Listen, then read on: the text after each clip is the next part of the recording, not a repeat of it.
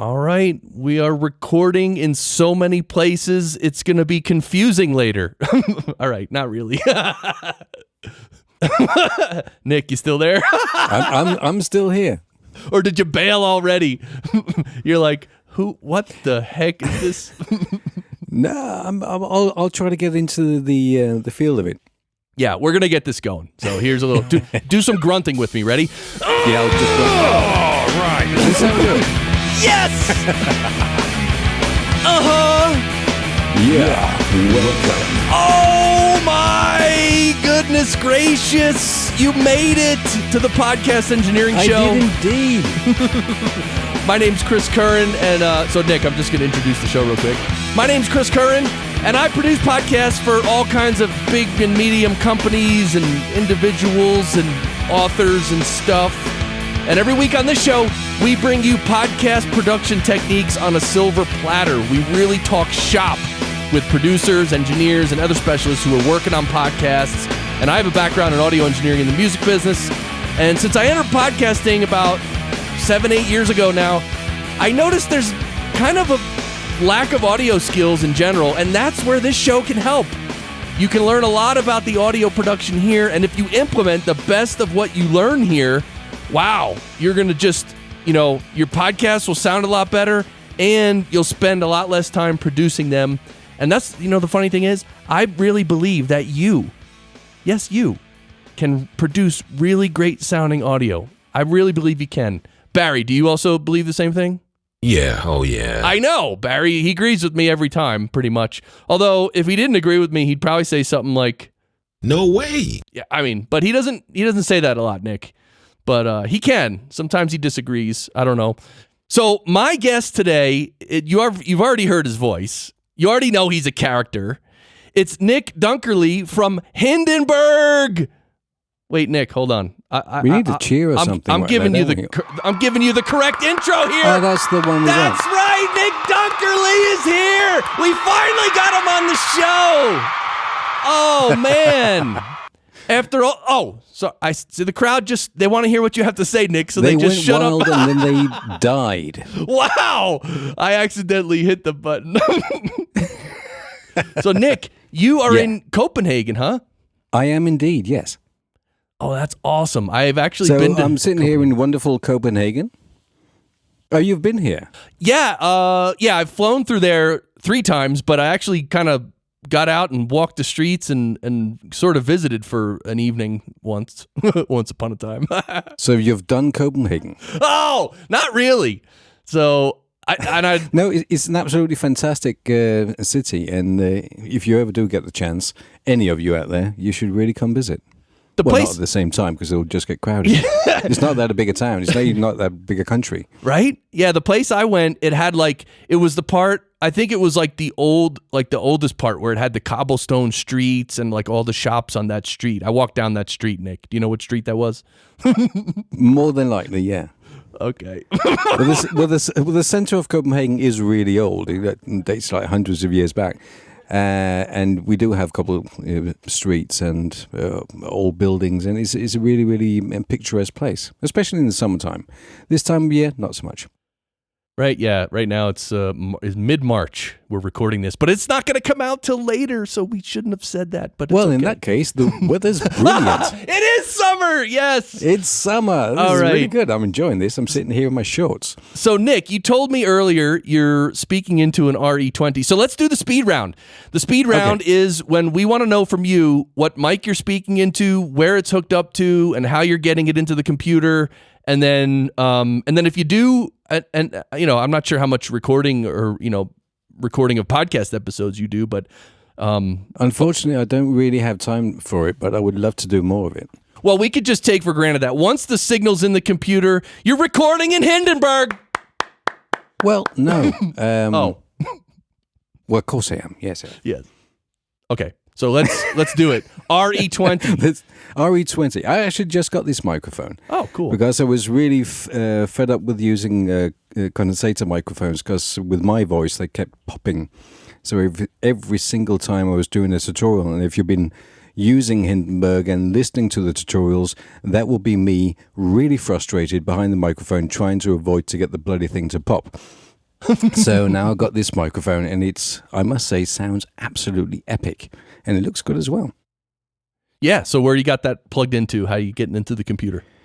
Well, it goes into a Focusrite 2i2, and then just USB into my Mac. That's it, really.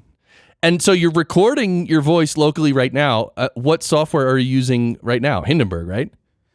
Well, yes. I heard about this program, Hindenburg, and apparently it's quite good. So, yeah, I got it. Yeah, and by the way, if you're listening to this and you haven't heard the interview I did with Brian Ensminger about, I don't know, 4 or 5 episodes ago. Oh, thanks. Yeah, we talked a lot about Hindenburg. So, Nick, obviously, you're the creative director for Hindenburg, and we see you at all the events, including Podfest, Podcast Movement, and there's that guy that always bothers you. You know, there's always a weird guy that bothers you at events, and I think Ralph M. Rivera is that guy. Yeah. This is very true. No, Ralph is a really good guy. Yeah, he's a very good friend of mine, and you actually, I saw you guys out to dinner at Podfest like a few weeks ago, which it's becoming a tradition. We've done that now every, as it turned out, third year. Every third year, okay. That was the second one. All right. This was the second one because I thought, we did this last year, didn't we? And it was like, no, mate, it was like 3 years ago. Really? You know, when you miss 2 years, you're getting old. Yeah, and I'm not going to comment on what he's working on because anyway, that's all I could say about that.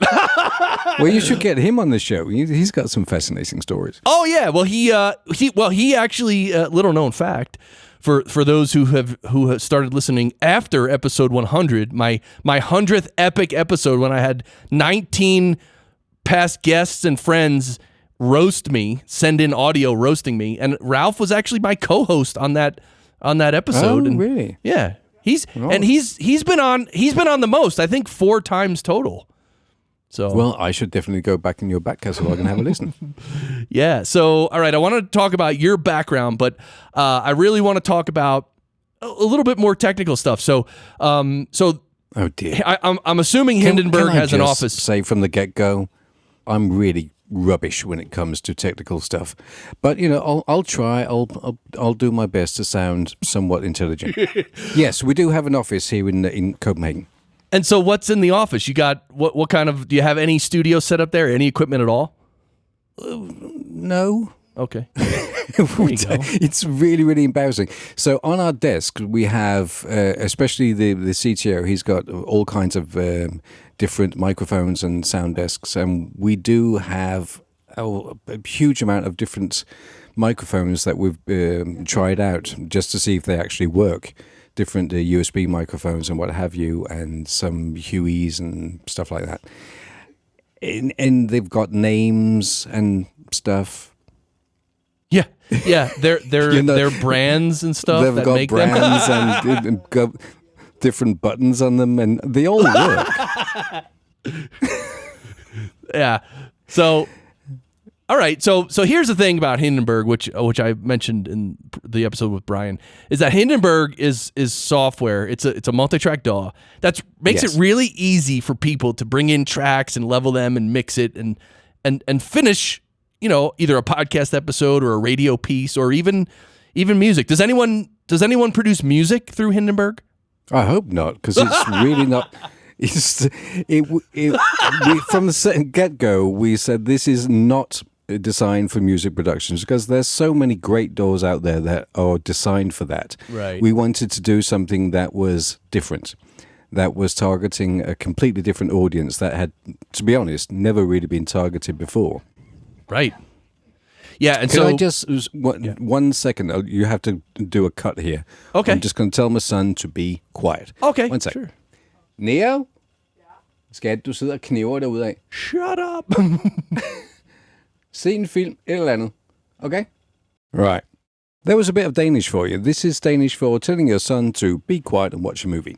I was going to say, Danish is like my favorite sounding language ever. Really? Oh my God. You're just saying that to I'm not. please me, aren't you? Because Danish is such an odd language. but it sound the way, I don't know, maybe the Danes I know, they're just the way they speak. It's like, it's almost like a gentle language, but and I don't know how you make the sounds that you do when you speak with it. the least possible effort. No, I love Danish. In fact, I when I got that, so Roy Stegman in Florida was learning German through the app called Duolingo. And so I downloaded Duolingo, and I'm like, oh, I want to learn Mandarin Chinese, right? Because I love the movie Crouching Tiger, Hidden Dragon. And, of course, they don't offer Mandarin. I don't know why. That's a good enough reason for Yeah, all right. Well, that and everyone, like all the economists say that in like 60 years, China is going to be like the global superpower with the most money. So I thought, hey, if I learn Mandarin, I can get a job. So that's a good idea. But no, then... So what can you say in Mandarin then? No, they didn't offer Mandarin. So that's what I'm saying is then I'm like, well, how about Danish? And so they do offer Danish, and I tried it for like 2 days, and I was like, oh God, I'm such not a language person. Well, that's going to come in handy when we rule the world. I hear you. But anyway, update on Roy Stegman, who was a previous guest on this show, and he's in some bands, and he's an audio engineer too. We met at Podfest 3 years ago, and he had been learning the Duolingo, using that app to learn German every day for like 2 months at that point. I saw him just this year. He hasn't missed a day in 3 years, and the guy speaks fluent German now. I'm not kidding. That's amazing. And it is amazing.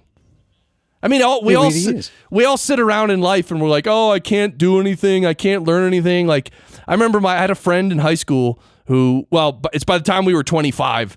When we were 25, he told me, he's like, you know what? When I was 15, I wanted to play guitar, but I thought it was, but back then I thought it was already too late. And he's like, dude, if I started playing guitar at 15, I'd have 10 years experience now. I'd be a great guitar player right now. Exactly. Yeah. And I was like, dude. So there you go. There you go. There you have it. Little what do you call it? Little color on the show. Oh my God. So, all right, Nick. So you got The Office, and The Office. So Hindenburg is mostly used by radio folks. Isn't that true? Well, no. Okay. It's actually used by all kinds of different people. Originally, it was we did this for radio folk, but then again, originally means 10 years ago, and 10 years ago, podcasting was still but a dream. Right. So we really hadn't. I hadn't anticipated when we were doing this that we were going to be doing this for podcasters. So when I came up with a name, I wanted a name for the product and the company that would be somewhat different than other audio tools. So I didn't want it to be audio this or pro this. So I wanted something that would be associated with storytelling. Now, Why call it Hindenburg, you might ask? Yeah, why? Are you going to ask that? Yeah, why call it Hindenburg, Nick? Well, there you go. That's a good question. The reason was that I was, when I was younger, I was doing a training as a journalist as well. And at the time, a teacher of mine, who I really appreciated, he was talking about the radio reportage, basically field recording. And he then played an example for all of us to hear. And this was, as he pointed out, the greatest piece of field recording ever done, really. And then he played the Hindenburg incident. Right. And we've all heard it. It's one where he goes, oh, the humanity, and so on and so forth. Yeah. And my hairs were just standing on end because it's epic. Yeah. So I thought, well, this is really unique because there's a story behind the story. As it turns out, Herb Morrison, who was the actual journalist, he was out doing a test recording. This was back in 1937. And in 1937, there was no outside broadcasting equipment because all the equipment was so damn heavy. So they were experimenting at the time with nimble equipment, and so he had taken his sound engineer with him, who was carrying around this 50 kilo, whatever that is in your pounds and ounces, recorder, and then they were just doing test recordings. So for some reason I can't remember, they came from Chicago and they ended up in Lakehurst. So if you hear the full version of the recording, you can hear Herb Morrison just going on about, the Hindenburg is coming in from over the Atlantic. And really at the time, the Hindenburg was like, no pun intended, of the flying Titanic. So it was full of celebrities and millionaires. Well, full of, there's not that many people in it, but the ones who were in it were filthy rich and very famous. So it was a big event. And so, as we all know, as it was docking, it exploded. So he was, if not at least one of the first people, if not the first person in America to actually record something in the field. And he was just doing a test recording, and suddenly a historical moment just occurs right behind him. And he keeps on talking. And for me, that was just the dawn of radio as we know it.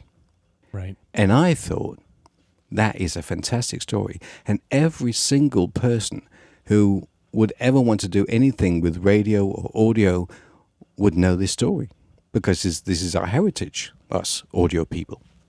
As it turns out, not many do. Really? So I have to really. So I really do appreciate telling this story, because I think it's a great story. So I get to tell this story a lot. Yeah, that's great. Well, I was born in 1972, so I don't know. I mean, I was aware of that ever since I can remember, right? The Hindenburg, everyone knew about that. Yeah. But maybe young kids these days, I don't know. Maybe they're not taught that, or maybe it's not that important anymore. I don't know. Well, I guess they know it's the Hindenburg, but not that it has anything to do with radio. So we often get asked, and I do really understand why, but why name a software company after something that is going to blow up and crash? Right.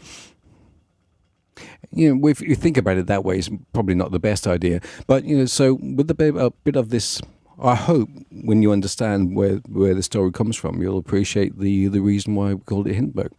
And I didn't want to associate it with the actual burning blimp, so that's why we called it Hindenburg Journalist. Right.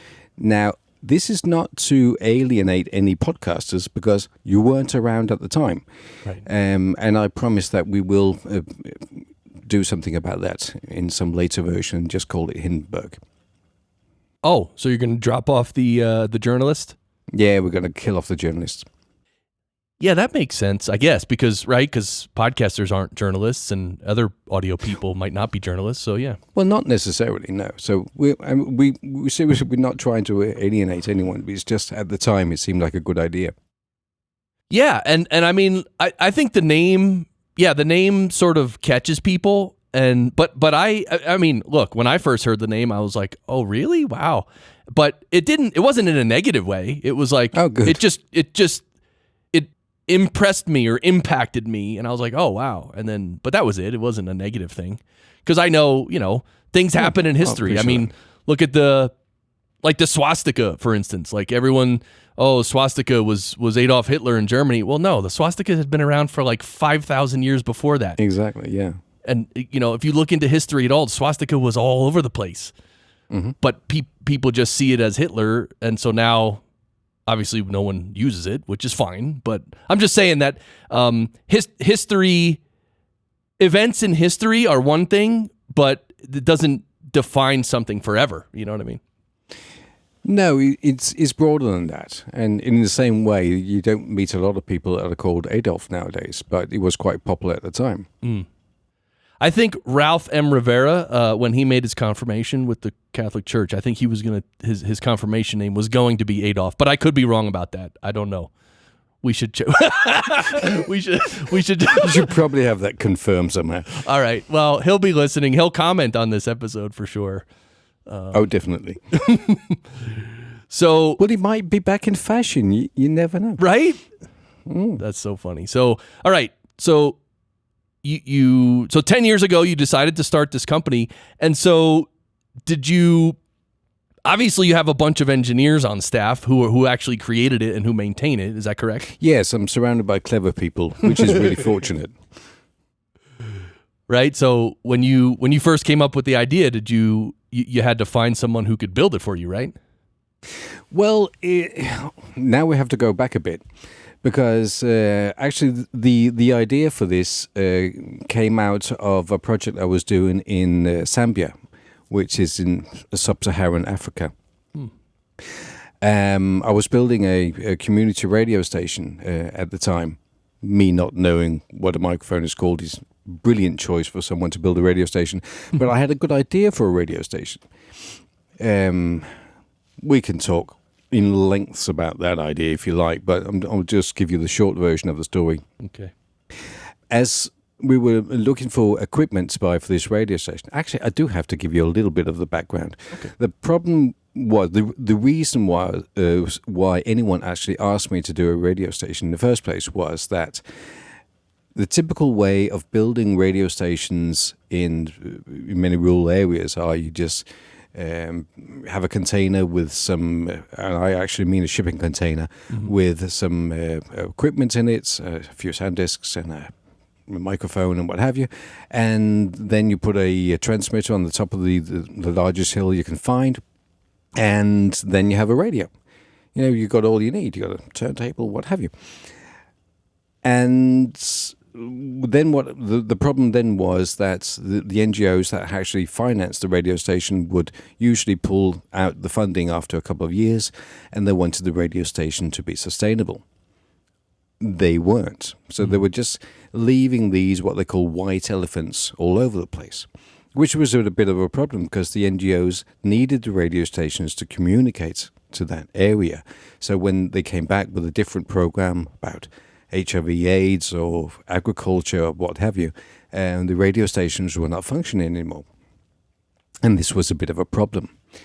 So they came to me and asked, so why isn't the community actually taking ownership of these radio stations? And I had a look at what they had been doing, and I came back to them and said, well, you're building the wrong radio stations.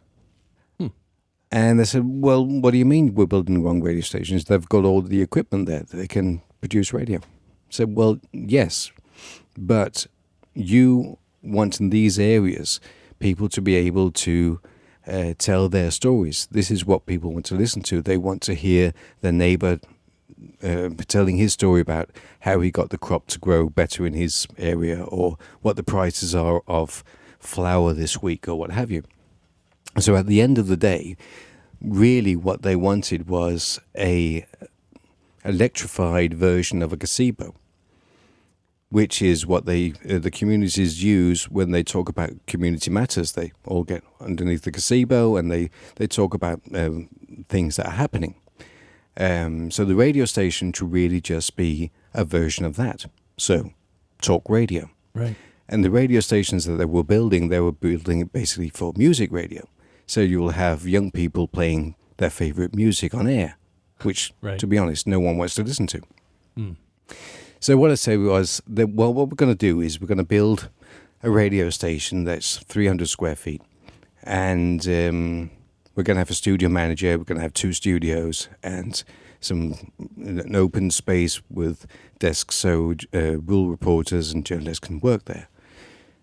And they looked at me as I was crazy. I said, well, that looks really expensive. And I said, yeah, but I'm not done yet, because what we also need is we're going to build like a small community centre, like that will be the internet hub of the town. And this, why in God's name we want to do that on top of everything else? I said, well, have you ever actually walked up to a radio station and thought, I'm just going to pop in and tell them my story? No one does that. Right. Radio stations are intimidating. So we need to have a place like a waterhole where people will go and they will sit there, talk about their stories, and then the studio manager can come out and have a listen and then take anyone into the studio who has a good story. Right. So they took quite a lot of convincing, but at the end of the day, I'll give them that they actually funded it. Cool. Yeah. So as I was getting the equipment for the radio station, I was looking for some software. And it had to be, now as we know, software that could be used by rural reporters who were going to produce talk radio. So what do we have out there? I was thinking Audacity. That would be an obvious choice. We could put it on some Ubuntu machines and Bob's your uncle. Right. That would work fine. So I was sitting one evening in a hut, and it was really a hut. It's a fashionable hut, but still a hut. Right. And I had a bunch of on my computer, and I had installed Audacity, and I was playing around with it. And I'm a sound engineer myself, so I'm pretty used to working with different DAWs, and I couldn't figure it out. So after a few frustrating hours with that, I thought, I better try something else. And then I tried Aurora, if you've tried that one, which is also an open source one. No. It's really cool. It's a bit like an open source version of Logic or Pro Tools, something like that. And it looked really good. And I couldn't get the playhead to move. So after a few hours of screaming and shouting at my screen, I thought, if I can't get this to work out of the box, I'm quite sure we cannot present this to people who might not be able to read or write and have never seen a computer before. Right. So then I was like, okay, so what else have we got? Usual suspects. We'll have Pro Tools. It's not really great in this situation. Great in many situations, but not in this situation. Right. Adobe Audition was quite popular, or cool at it, but still a little bit fiddly for what I had in mind.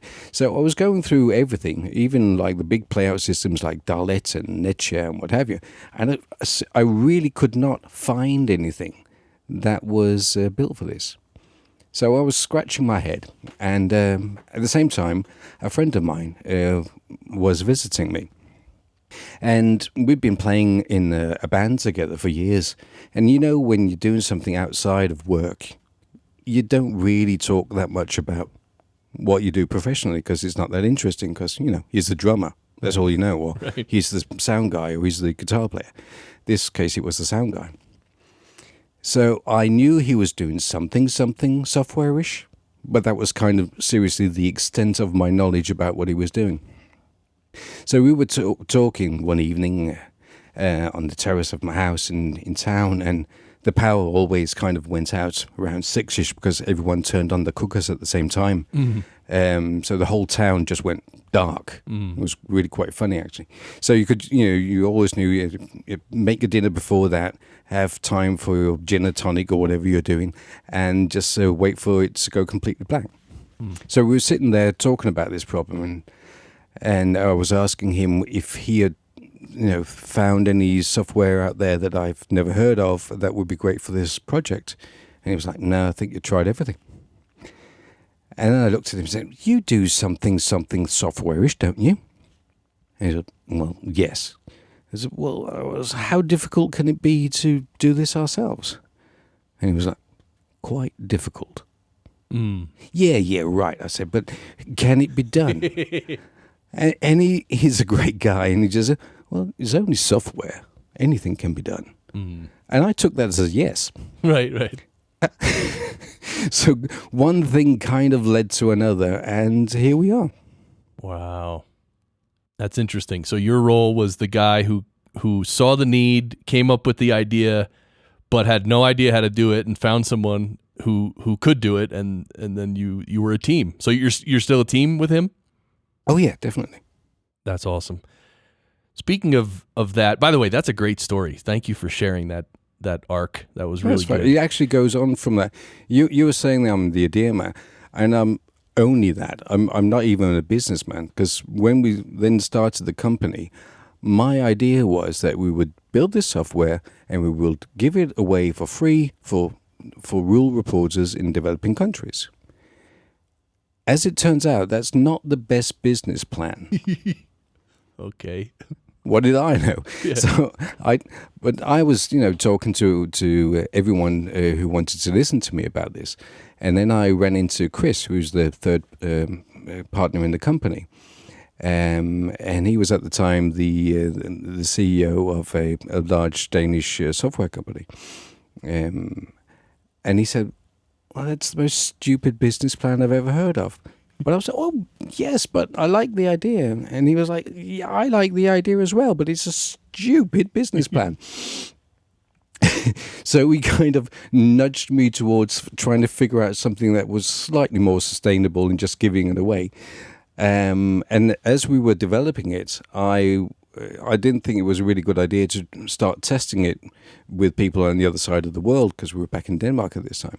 So I thought, well, maybe I could use some of my old colleagues from the Danish National Broadcasting. And so I sent them some very, very early copies. This was not beta, this was alpha versions. It was just barely holding together at the time. So I sent them some versions of this, what we were working on, and I heard nothing. Radio silence, nothing. I thought, oh, this is probably not a good sign, is it? So me and the program, Preben, we were just working away at this, just thinking, we'll just stick to it, and someday they'll call us back. And weeks went by, and we had nothing. It was excruciating. And so one day I said, I'm just going to phone them. So I phoned a friend of mine who was working at the radio station, and I said, "Oh, I'm so sorry. Have you had a minute to, sit down and try it?" And he was like, "Well, yes, it's quite buggy." Oh, I was so apologetic. I said, "I'm so sorry. We do realize that, but it is an alpha version." He said, "Could you get it to crash a little bit less?" Yeah. Well, obviously, we're working towards that, but, this is, do you like the idea? And he was like, "Well, yes, but the thing is," he said, "I need it to be less buggy because I'm using it in my day-to-day production." Nice. And I was like, "You're doing what?" Yeah. "You're not supposed to do that. This is..." And so I looked up at Preben, who was coding, and said, "We might need to speed things up slightly." So we did, and we got it up and running, and it was stable within a very short amount of time. This is no due to my knowledge or expertise. He is really the brains behind the whole thing.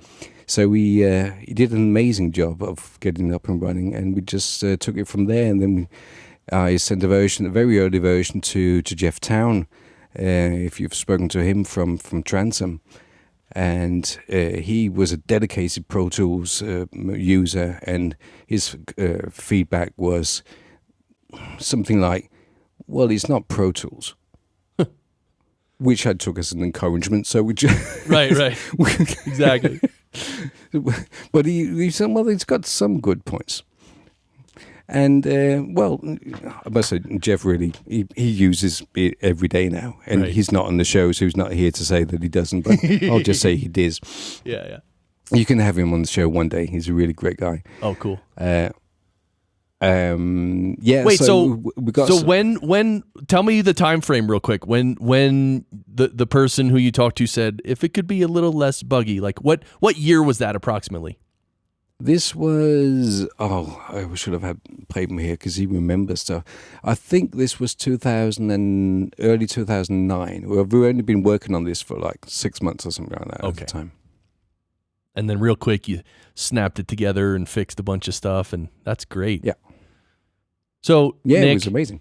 I have an idea for I'm really inspired by this, by you sort of having this idea and seeing the need and just figuring out a way to do it, and then you just do it right. I actually have an idea for a product similar to Squadcast or Zencaster. Okay. But way better, obviously, because the idea in my head is way better, like crazy. But anyway, I have no idea how to do it. I'm not the guy who's going to code it and all that. So, so if you ever win the lottery or anything, or if I win the lottery, then I'll start working on it. So are you going to spill the beans? What's the idea? Well, I think I've mentioned it before, but no, it's just taking what companies, the companies that I mentioned, taking what they're doing and just really making it better and easier and making it on mobile apps and making it foolproof and making it compatible with everything. And then also introducing artificial intelligence and also having the engineer or the host of the show be able to tweak settings on the guest's computer. So instead of me having to navigate a guest to go, click on control panel, go to sound. Do you see the tab that says input? No, I don't see it. And like instead of me having to fight with someone for 15 minutes to change one setting, like I just want to be able to do it myself on their computer. Anyway, there's a few other ideas like that, and it's probably a bad idea too. I'm not saying it's a good idea. It's my idea, but it's you see a need, you fill a need, or whatever the expression is. Yeah, and the whole thing with like the audio drift, right? Like you know all these Squadcast, Zencaster, Ringer, and Cast, and all these, like it records everyone locally, which is great. But then sometimes when you line them up later, they don't line up so good because they're all drifting a little bit, which is weird. But why in the world can't that stuff be clocked properly? It's a good question, but it can be. It's really difficult. That's the answer. Yeah. Well, it can be, yeah. If you hear something that sounds like gunfire in the background, that is just fireworks. I hope. Is it fireworks or is someone like, building a wall? No, it's fireworks. It really is? It really is. Oh, man. And now they stopped. I wish this was a video podcast. You could point the camera outside in Copenhagen at night. Yeah, it's an amazing place. Yeah, Wait, so on December 21st, which is the shortest day of the year in Copenhagen, how many hours of light do you have in Copenhagen? Like on the shortest day? That was a tough question. How many hours of light do we have on the 21st of December? Yeah, well, it's the shortest day of the year, the solstice, yeah. Probably not a lot. Maybe a couple of hours, something like that. Right? Because when I visited, I went to Jutland, which is the big island there, right? Yes. And yeah, it was like in December, and like the sun came up about 10:30 or 11 in the morning, and by 2:30 in the afternoon, it was gone. Oh yeah, then it's gone. Yeah, it's way gone. Yeah. Yeah. No, the winters are. It's not that the winters are bad. We don't have polar bears in the streets or anything like that. We barely have snow, but it is quite dark and it's miserable. Think of. We kind of get the second-hand weather from England, so just think of London in 1813, something like that, and then you get the idea what a winter would be here in Denmark. Kind of a Dickens kind of experience. So I want to ask you about the differences between the podcasting industry in Europe versus the United States. And I mean, obviously you've come to many events in the U.S., and so do you also attend conferences in Europe? Not as much as we should. We actually spend the most of our time either in the States or in Australia. Oh. But I have a fair idea what they're doing in Denmark, so I'll just say, go from Denmark and say that's what we do in the entire Europe. I'm not quite sure that's true, though, but let's go with it. Okay. So now, as far as equipment goes, like I know the power is different over there, right? It's different power plugs and different power strength and stuff like that. So I guess a lot of the equipment over there, the manufacturers have to make it differently, right? To handle a different power. Is that how they do it? Yeah, that's how to do it. Yeah. And so besides that, do you know of any major differences between what's happening in the podcast industry in Europe versus the US? From an equipment point of view, I think it's pretty much the same, to be honest. Okay. Despite the power difference, that is the manufacturers figure that out. It's still the same equipment. It's just got different power outlets. Got it. But I would say that there might be a slight difference when it comes to content. I'm not 100% sure about that, but it seems that in Europe that they're still quite story driven when it comes to podcasting. And if we just take, it's really difficult to say anything in general about podcasting because it's really, really a broad field. Right. But what I'm seeing, there's a lot of, at least in the States, there's one area of it which is bigger than it is here, let's put it that way, is podcasts that are focused on business. So like promoting your own business, which is a really good idea of, it's a good way of funneling customers to your actual business to have a podcast. We do not see that in the same extent here. But obviously, that is just one area of podcasting. There are obviously great storytellers. I must say, some of the best storytellers I've ever met have been from American podcasts. That's interesting. So, all right. So let's get back to Hindenburg for a second, because I know, like for instance, Dave Jackson from the School of Podcasting, who's also an alumni of my school, Podcast Engineering School. Oh, is he? Yeah. Oh, cool. And him and others, a lot of people are using Hindenburg to produce podcasts. So what, and you go to these events, you talk to all the people, like what do people find so, like what does Hindenburg do that podcasters really like? Well, I think they see the once you've tried it, you can see that the thought behind it is that this is a story-driven tool, and it's made for word production, spoken word production, which really is a podcast. And you can say, well, what's the difference between what we do and what other doors do? And our approach is different. I'm not saying it's better or worse, but it's just more focused, our audience. And if you have a background where you've been using music doors, let's not mention any names, but there are loads of them out there. And the whole point, actually I have to go back a bit. Let's go back in time. Let's travel backwards. Let's travel back in time, back to the mid 90s. And this was the time where the first digital audio workstations arrived. Right. And the dawn of the digital age when it came to computers, what we really were doing there with software was we were doing a digital version of an analog world. Right. I can go to the close to the microphone and say, in a world. Anyway, I just wanted to say that. So I'm going to clip that.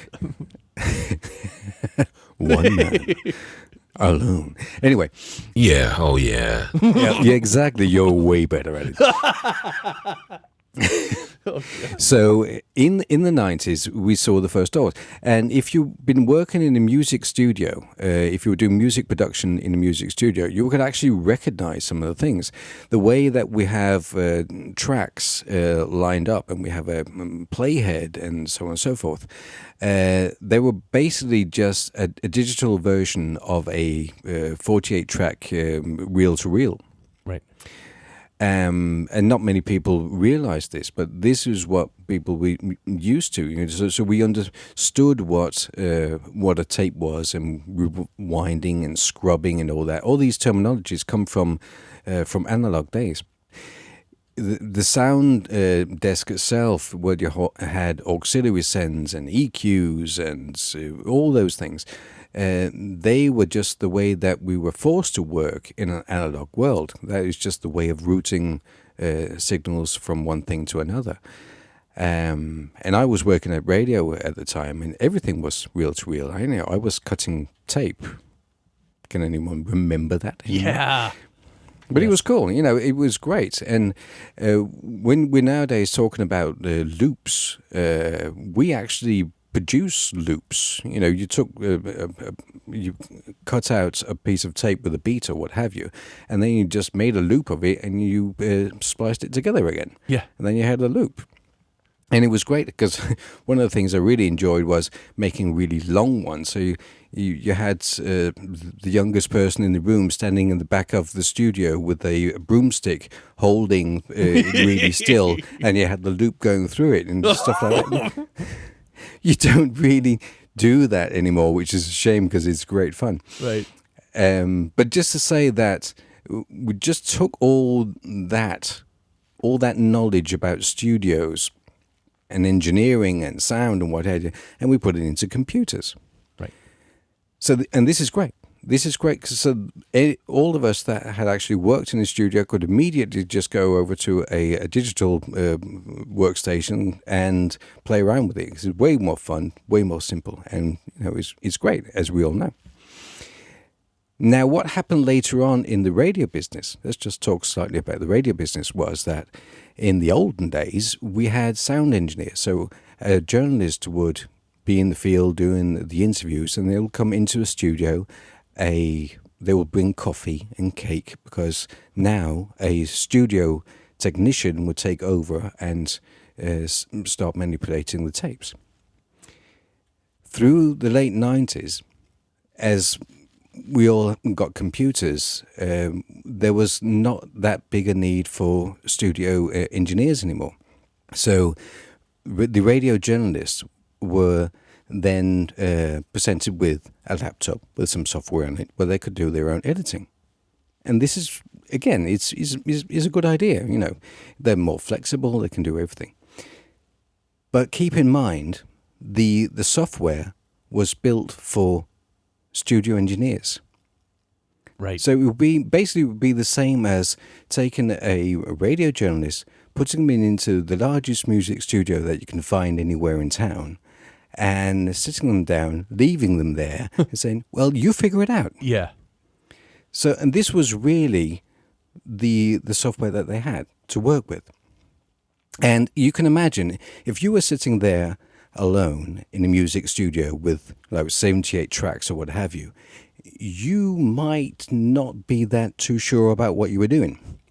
So they were slightly timid, and you could actually hear that on the quality and the productions that they were producing. They just did the least amount of work that they could to get something on the air, and at the same time not break everything. So really, I think the reason why we find that so many storytellers, let's call them let's call everyone a storyteller, not a journalist, Right. find that our software is appealing is because it's not designed for engineers. It's designed for storytellers.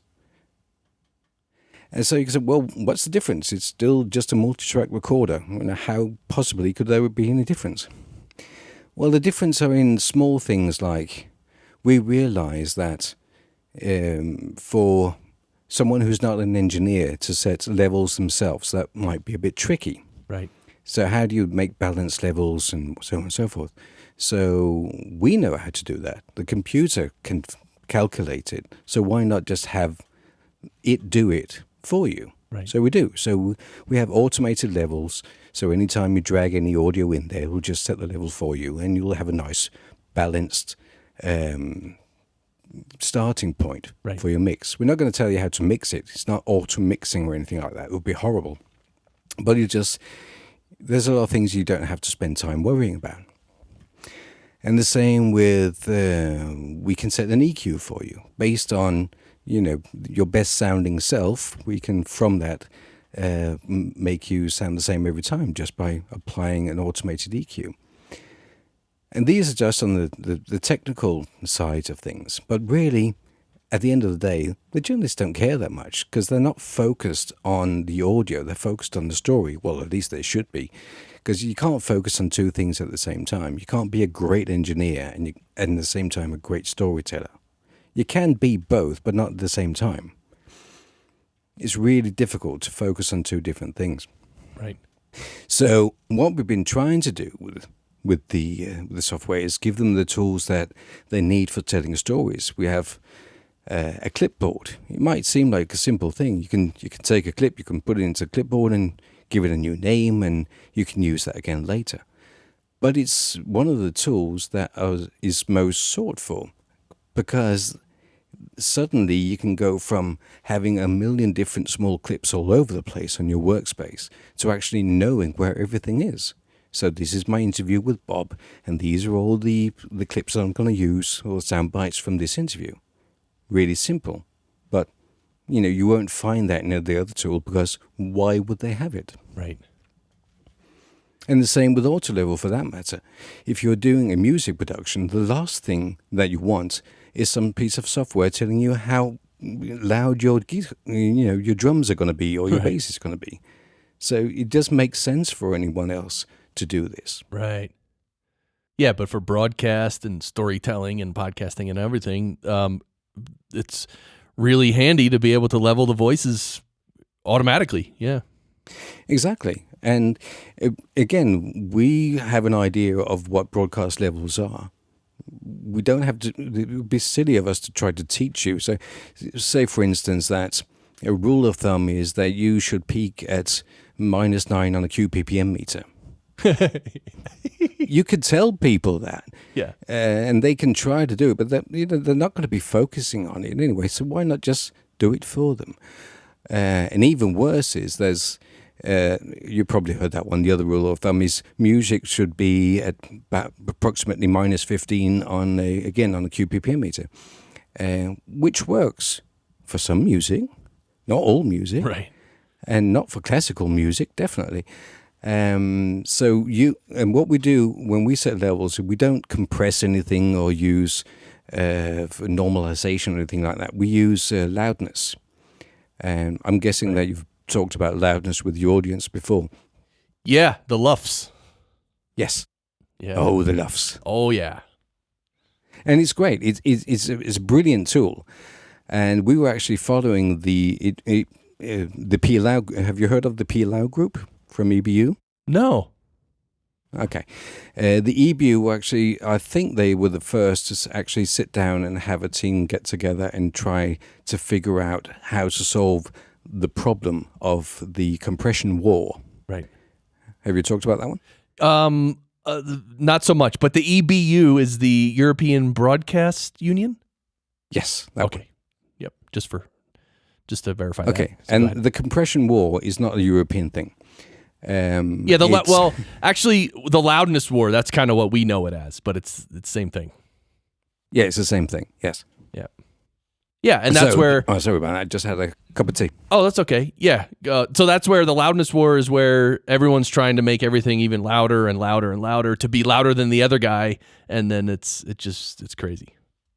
Well, yes and no, because the real problem was not that everything was just crazy loud, because if everyone was equally crazy loud, I guess we could, that was Right. bearable. The problem came from television, where you were watching a movie and you had your levels up so you could hear what they actually were talking about, and then comes the commercials, and the commercials were compressed. So Right. they just seemed so much louder than the actual movie. Right. And that was because the movie obviously had to have room for dynamics. So, the explosions had to peak at, I don't know, +3 maybe or something like that.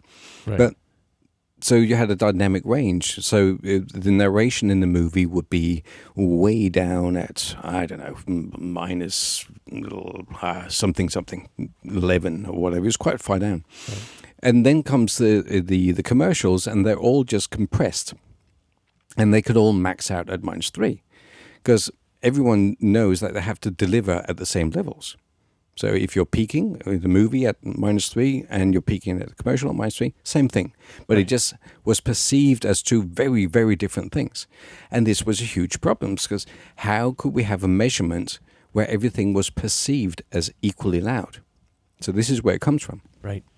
So they came up with loudness.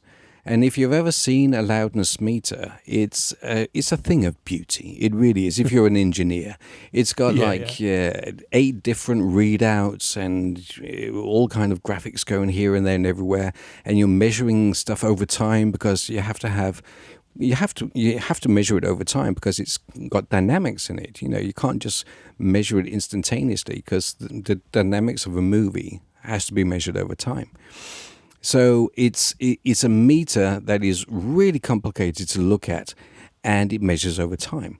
Now, this is something that we'd never seen before, when in the ways of, well, maybe it's a bit like RMS, but otherwise we haven't really seen it before in ways of measuring audio. And it's, to be honest, if you have a hard time explaining what -9 on a QPPM meter is, you're going to have a hell of a time trying to explain anyone what minus 23 lufs is, or what momentary values are, or there were all kinds of values. So actually, me and the CTO, the guy I was talking about before, we were discussing this, and he was raving on about how brilliant loudness was and how we should implement the meter and so on. And I looked at him saying, this might seem a little bit confusing or daunting to some of our users. Could we possibly make it somewhat more simple? Could we automate it? And he scratched his head, and he's never been able to say no to a challenge. He said, "That's not a bad idea," and he sat down and did it. And it just works. It's really quite simple, but it really works, and it saves producers not just hours, but days really, just not focusing on such a silly thing as setting levels.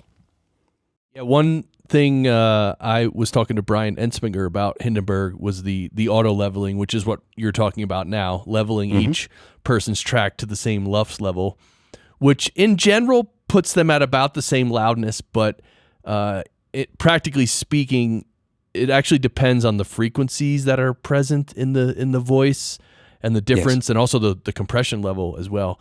So one thing I was talking to Brian about, and I don't know if you have an answer to this question. I'll get to a question in a second, but so if you let's say you bring in 2 tracks into Hindenburg and you level them both to minus 23 LUFS, then let's say I EQ one of the voices and I take out a bunch of low end and I remove some I mids. heard that question. Yeah. So now, since I removed some EQ, really I brought the level down.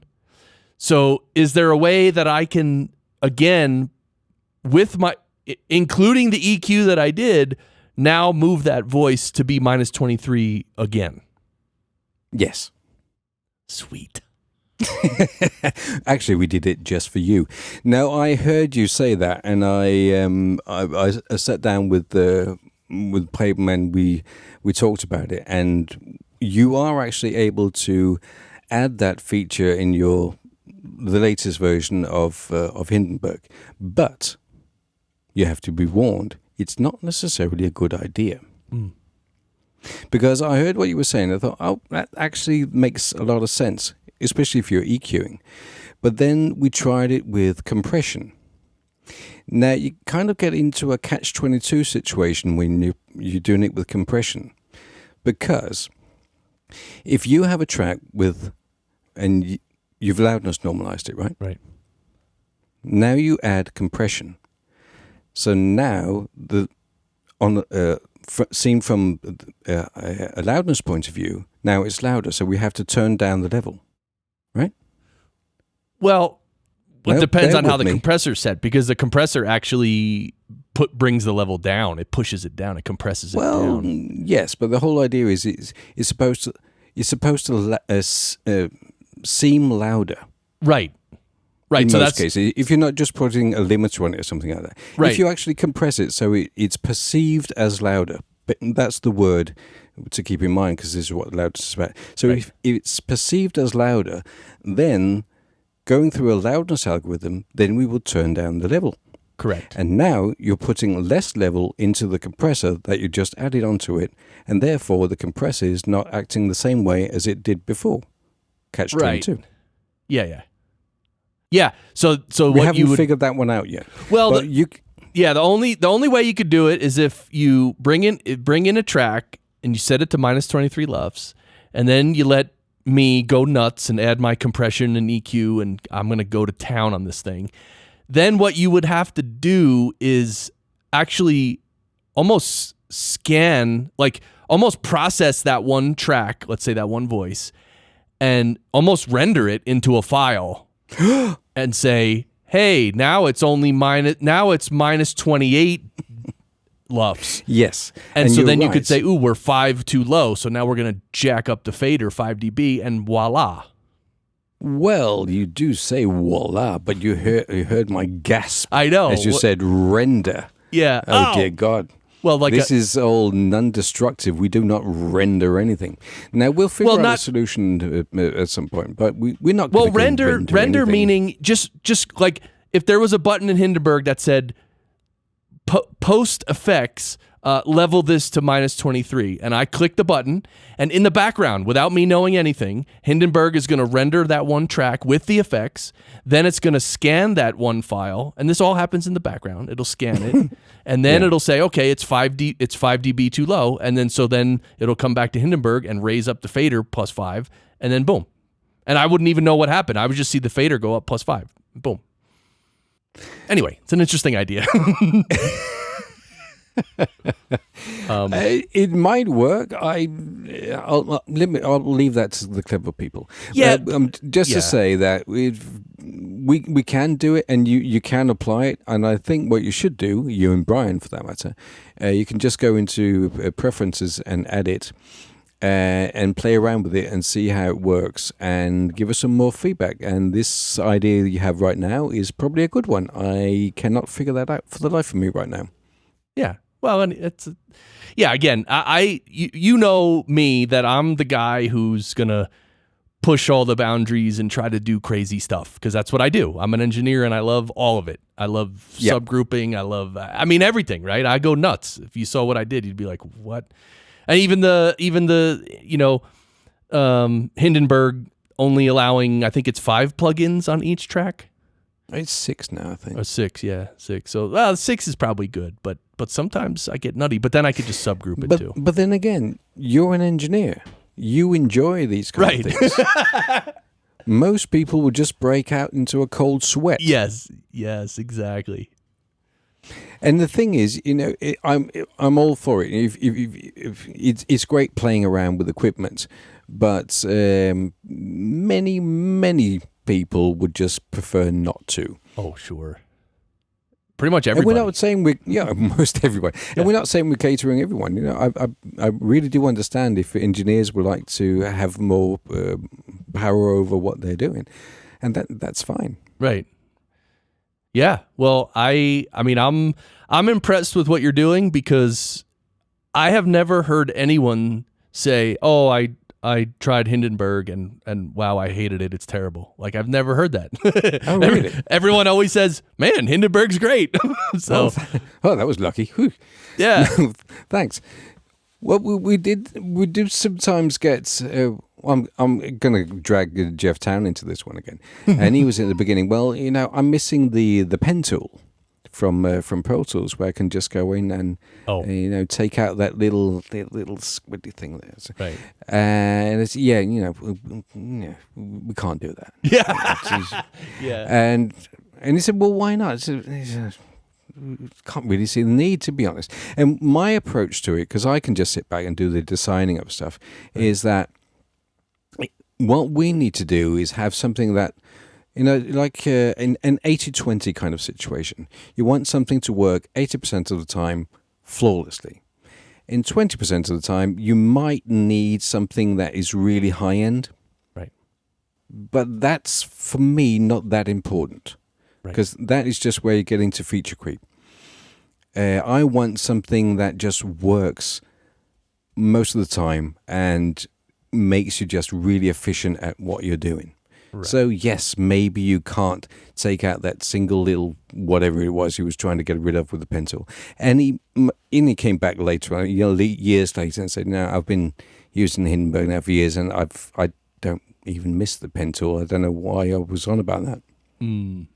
So it's also kind of a mindset, depending on what you're coming from. Because if you're working on a movie, if you're working on music, then you have like endless hours in the studio where you can just go at it. Right. And if you're producing music, you got a song, it's 3 minutes and 40 seconds, and you got 128 tracks and what have you. That is a completely different way of looking at audio than radio. Radio, if you want to have a picture of it, music kind of is a vertical thing. You've got tracks going vertically. Is that the right one? No, it's vertically. So you've got stacked one on top of the other. Radio is the other way. It's horizontally. So it stretches out in time. Right. In a completely different way. So we're right now, we've been doing this for about an hour. You wouldn't really do that with a song because it would be really difficult to sell it if you're not Pink Floyd.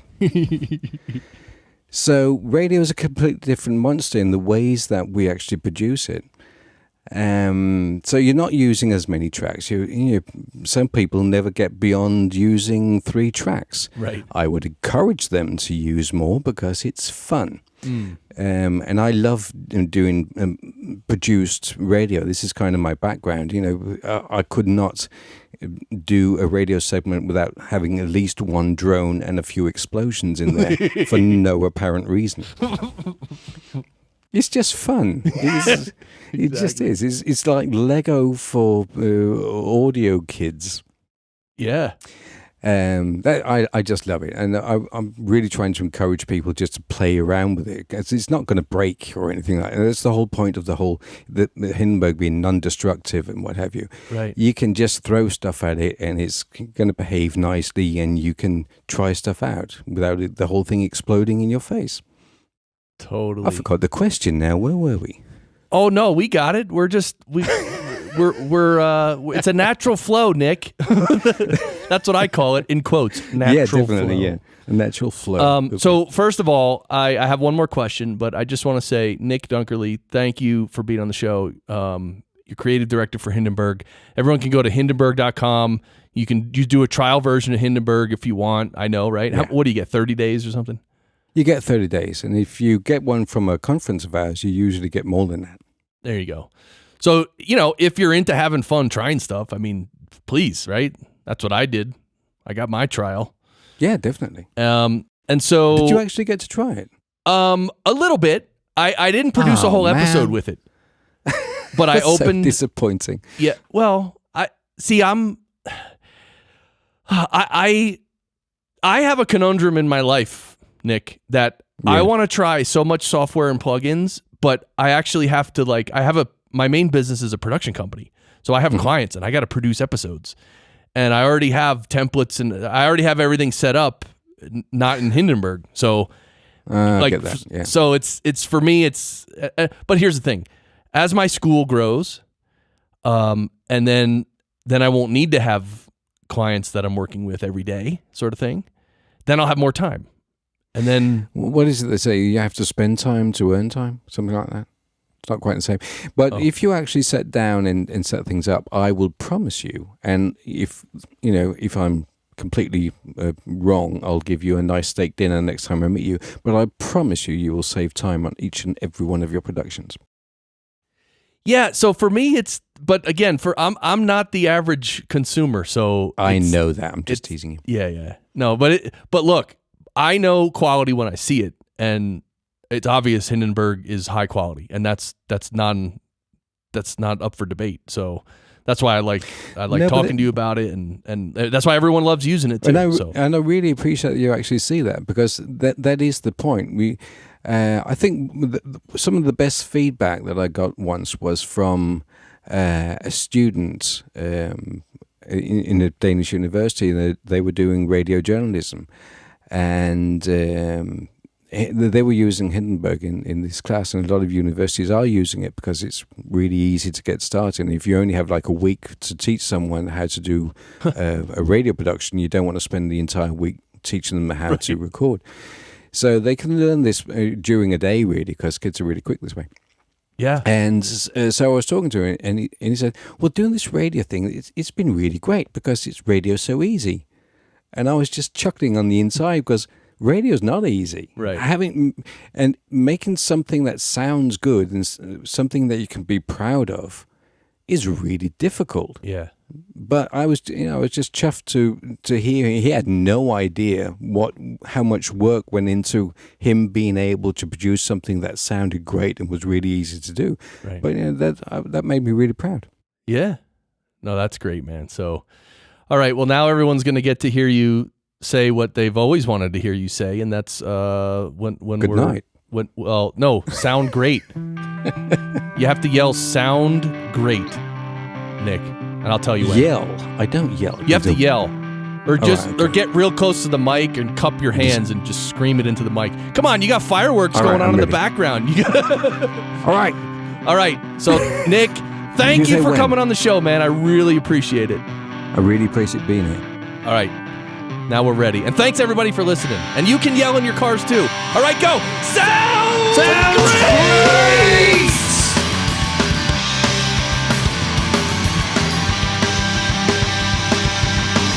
Walk away from me where and you can't play that part so well. Why do you play it out on me now?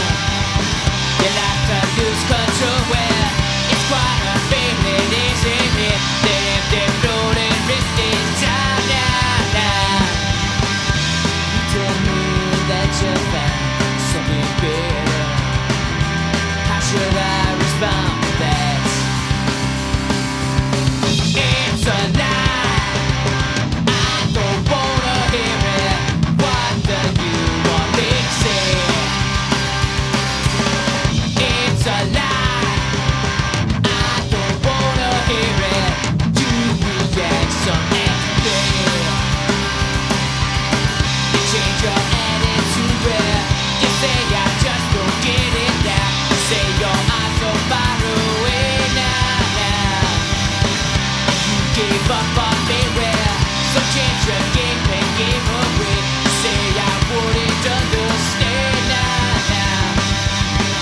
You tell me that you found something better. How should I respond to that? Oh yeah, I say now it's a lie. I don't wanna hear it. What do you want me to say? It's a lie. I don't wanna hear it. Do we get some empathy? I want you to know you were ever with me. So I've gone over all we've been through. Doesn't seem that long a time now. Think we did still hold that meaning. And does it mean it's still the same? You're pushing me away.